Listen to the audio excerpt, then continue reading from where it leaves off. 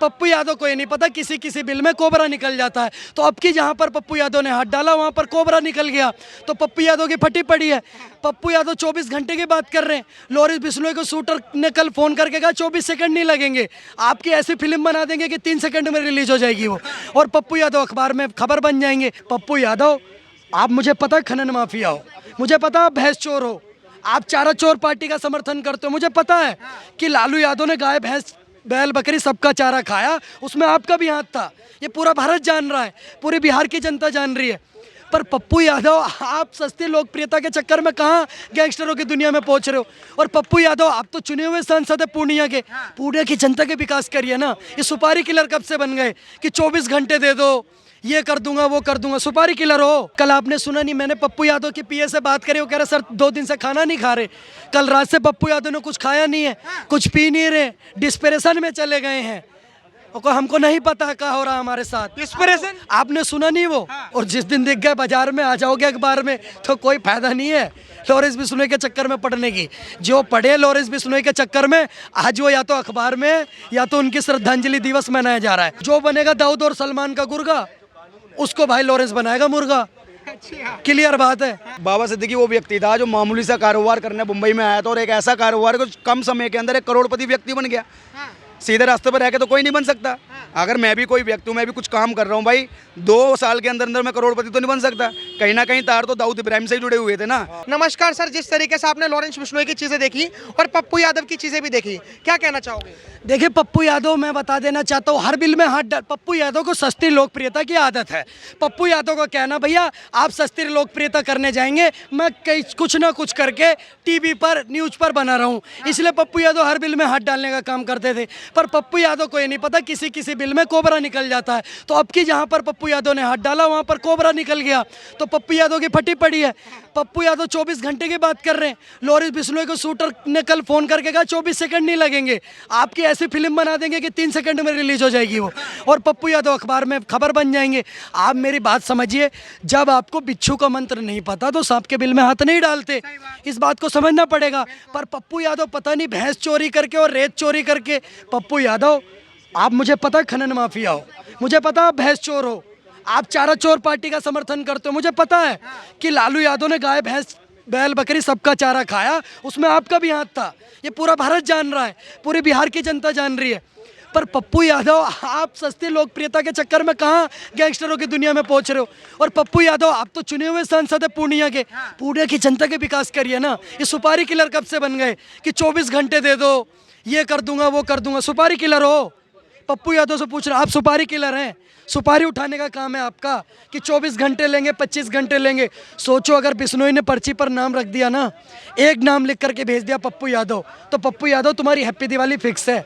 इसलिए भाई साहब, कायदे में रहोगे तो फायदे में रहोगे। अब फोन गया तो पिंडलियाँ काँप रही हैं, फोन सुन के पिंडलियाँ काँप रही हैं। हम वो नहीं कह रहे थे, हमारा कुछ कहना अलग था, हम तो राजनीतिक ट्वीट कर रहे थे। अब खेलिए ना ट्वीट, खेलिए ट्वीट। बिश्नोई के शूटर का फोन जाता है, वो कहता है आप ट्वीट खेलो, पॉलिटिकल खेलो, हमें उस चीज़ से मतलब नहीं है।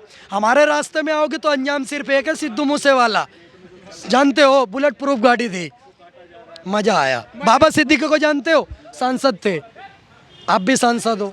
मुझे बिल्कुल अच्छा नहीं लगा कि पप्पू यादव जैसा भैंस चोर अगर लॉरेंस बिश्नोई मारे तो क्या न्यूज़ बनेगी कि भैंस चोरी करने वाले को लॉरेंस बिश्नोई ने मारा, चारा चोर को मारा लॉरेंस बिश्नोई ने, जो रेत माफिया था, रेत चुराने का काम करता था, उसको मारा लॉरेंस बिश्नोई ने। पप्पू यादव नाम का कुत्ता पाल रखा लॉरेंस बिश्नोई ने। आप समझो इस बात को, आप किस बंदे को टारगेट कर रहे हो, आपको समझना चाहिए।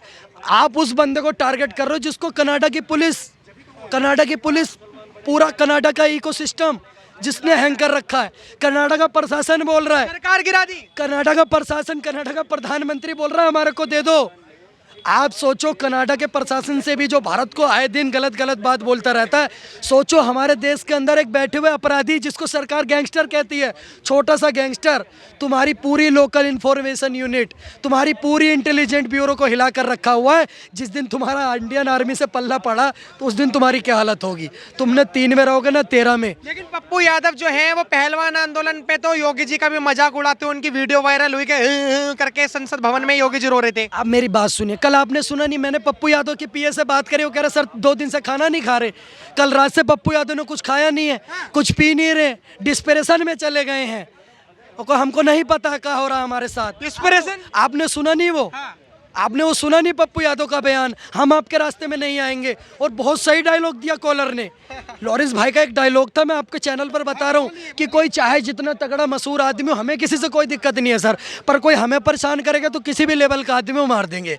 तो पप्पू यादव, आप तो भैंस चोर हो, आप तो रेत चोर हो, आप तो चारा चोर हो। लेकिन पप्पू यादव के समर्थकों को बहुत बड़ा झटका लगा है जिस तरीके से पप्पू यादव की जो छवि थी कि योगी जी का भी मजाक बनाना, क्योंकि योगी जी तो एक तरीके से माने जाते हैं कि बहुत अच्छा काम कर रहे हैं, योगी जी को पप्पू यादव ने नहीं बख्शा, तो लॉरेंस बिश्नोई तो कुछ भी नहीं है उसके आगे। देखो पप्पू यादव की पिंडलियां कांप के पिसाब हो गई। पप्पू यादव की कॉल रिकॉर्डिंग अगर आप जाकर के सुनेंगे, ये तो 24 घंटे में खत्म करने की बात कर रहे थे। ये तो लव लेटर लिख रहे गृह मंत्री जी को, हमको सिक्योरिटी दे दो, हमारा जान खतरे में है, ई हो गया है, वो हो गया है। आप तो सुपारी किलर थे, आपको सिक्योरिटी की क्या जरूरत है? आप तो सुपारी किलर थे। मैं पप्पू यादव से कहना चाहता हूँ, कार में घूमो या थार में, और जिस दिन दिख गए बाजार में आ जाओगे अखबार में, तो कोई फायदा नहीं है लॉरेंस बिश्नोई के चक्कर में पड़ने की। जो पढ़े लॉरेंस बिश्नोई के चक्कर में, आज वो या तो अखबार में या तो उनकी श्रद्धांजलि दिवस मनाया जा रहा है। एक वो बाबा सिद्दीकी था, उसको ऐसा 15 दिन से मीडिया पे चलाया जा रहा है जैसे बहुत बड़ा साधु संत था। श्री श्री 1008 था उसके नाम के पीछे, या पेरिस ओलंपिक में गोल्ड मेडल लाया था भारत के लिए, जैसे बहुत बड़ा काम करा उसने। वो 2 कोटी का सुअर था, सही ठोक दिया उसको लॉरेंस बिश्नोई के शूटरों ने। तो मतलब एक दाऊद का गुर्गा था। और मैं फिर बता रहा हूँ, जो बनेगा दाऊद और सलमान का गुर्गा, उसको भाई लॉरेंस बनाएगा मुर्गा। क्लियर बात है, क्लियर बात है। चीज बताइए, वो लोग कह रहे हैं, सलमान खान के समर्थक जो हैं वो कह रहे हैं कि एक हिरन ही तो मारा है, तुम उसके चक्कर में पूरे मतलब इंसानों को मारोगे क्या? बिल्कुल भाई जी, बिल्कुल मारेंगे। तो अब पप्पू यादव को भी बताओ, धमकी दे दी, मतलब ठीक है अभिव्यक्ति की आजादी है, सलमान खान के पास जाए कहीं पे भी जाए। बाबा सिद्दीकी वो व्यक्ति था जो मामूली सा कारोबार करने मुंबई में आया था, और एक ऐसा कारोबार कुछ कम समय के अंदर एक करोड़पति व्यक्ति बन गया। सीधे रास्ते पर रह के तो कोई नहीं बन सकता। अगर मैं भी कोई व्यक्ति हूँ, मैं भी कुछ काम कर रहा हूँ भाई, 2 साल के अंदर अंदर मैं करोड़पति तो नहीं बन सकता। कहीं ना कहीं तार तो दाऊद इब्राहिम से ही जुड़े हुए थे ना, और दाऊद इब्राहिम से जब तार जुड़े हुए हैं, हमारे देश का सर्वनाश करने की बात कही जाती है, जब बार बार हमारे देश के टुकड़े करने की बात की जाती है, तो फिर वो हमारा दुश्मन ही होगा। और जो दुश्मन होगा तो उसे कैसे छोड़ देंगे भाई? हम तो छोड़ने वाले नहीं है बिल्कुल, कहीं से कहीं तक। मतलब संविधान को नहीं मानेंगे, सलमान खान के समर्थक कह रहे हैं। संविधान कौन मान रहा है? संविधान में तो ये भी लिखा है कि गौ की हत्या नहीं करनी चाहिए, फिर लाखों करोड़ों गाय की हत्या क्यों कर दी जाती है? संविधान में तो ये भी लिखा गया है कि जीव हत्या नहीं करनी चाहिए, फिर ईद वाले दिन लाखों करोड़ों जीवों की हत्या क्यों कर दी जाती है? संविधान में ये बताओ कि संविधान में एक फ़ोटो लगी थी राम दरबार की, किसी अल्लाह की क्यों नहीं लगी?